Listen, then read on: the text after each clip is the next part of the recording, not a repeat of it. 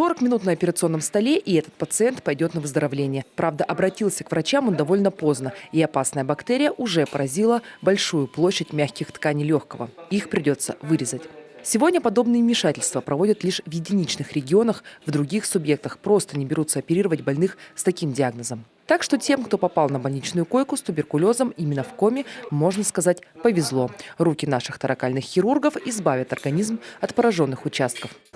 Пролечили, сейчас прооперируем. Еще курс лечения, 180 доз послеоперационный. И, в принципе, больной может ехать домой здоровым. Они еще определенное время стоят на учете, в последующем они переводятся в третью группу учета диспансерного.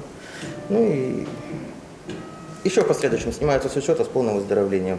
Туберкулез – заболевание коварное, долгое время никак себя не проявляет. А потому тех, кто пренебрегает флюорографией, палочка Коха может довести до операционного стола. В последние годы наших фтизиатров вооружили мощным диагностическим оружием. Есть даже свой томограф. Провели здесь уже больше 22 тысяч обследований. Врачи вспоминают, раньше без аппарата было непросто. Тяжело даже от специфики наших пациентов, которые у нас находятся, потому как они представляют опасность для окружающих, и мы не могли их направить в какие-либо другие лечебные учреждения, как пользуются другие поликлиники или больницы услугами. Теперь все под одной крышей. Такой своеобразный медицинский all-inclusive. Изюминка диспансера – современная лаборатория. Последняя новинка – автоматизированная станция для выделения ДНК микобактерий туберкулеза. Установка помогает сэкономить время и поставить точный диагноз, а значит вовремя назначить правильное лечение. Раньше на это уходило до 3 месяцев,